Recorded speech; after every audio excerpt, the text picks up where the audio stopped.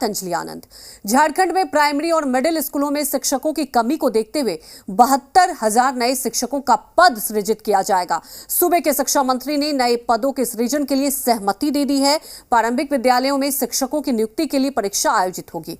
इसमें नए अभ्यर्थियों के साथ पारा शिक्षकों को भी परीक्षा देनी होगी। हालांकि विपक्ष ने सरकार के ऐलान को लेकर तंज कसा है। त्योहारी सीजन में सरकारी सौगात, 72,000 शिक्षकों की होगी बहाली।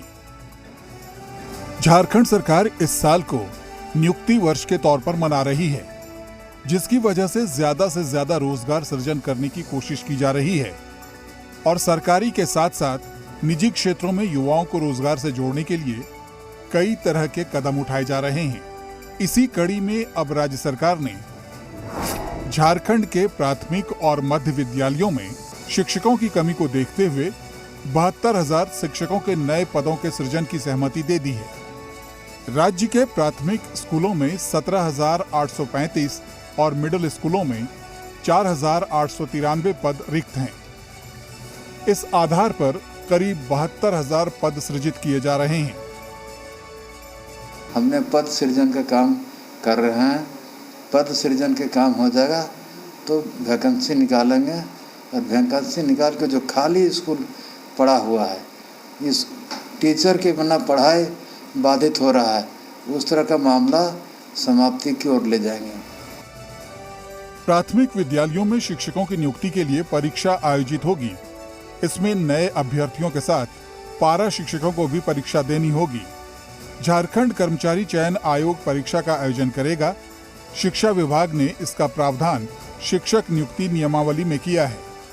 राज्य के प्रारंभिक विद्यालयों में शिक्षकों की नियुक्ति 2 से 3 चरणों में होगी। पहले चरण की नियुक्ति प्रक्रिया पूरी होने के बाद अगले चरण के लिए प्रक्रिया शुरू की जाएगी। 72,000 शिक्षकों की बहाली का प्रक्रिया जो साफ हो रहा है, तो उसमें स्पष्ट तौर पर है कि हमारे जो एजेंडा है, एजेंडा की ओर हम लोग बढ़ रहे हैं। हालांकि नए शिक्षकों की बहाली को लेकर सरकार के ऐलान से विपक्ष संतुष्ट नहीं दिख रहा है।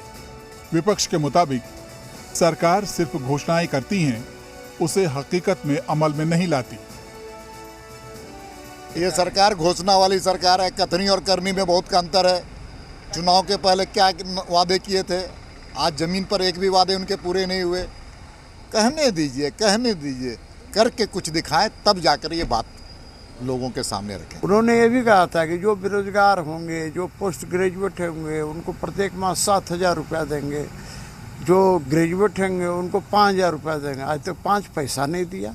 तो ये सरकार सिर्फ और सिर्फ मीडिया के माध्यम से घोषणाएं करती है, लेकिन धरातल पर कोई काम नहीं करती। जो हिंदी भाषी लोग हैं, जो अंगिका बोलने वाले लोग हैं, उनको कहाँ से लाभ मिलेगा?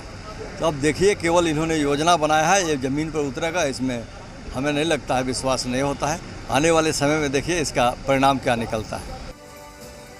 बता दें कि वर्ष 2000 में झारखंड अलग राज्य होने के बाद से प्राथमिक और मध्य विद्यालयों में शिक्षकों के पदों का सृजन नहीं हुआ था।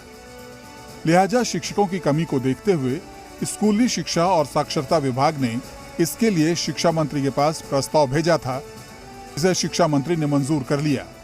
अब नए पदों के सृजन संबंधी फाइल को विधि विभाग और वित्त विभाग के पास भेजा जाएगा, जहां से स्वीकृति के बाद प्रस्ताव को कैबिनेट में रखा जाएगा।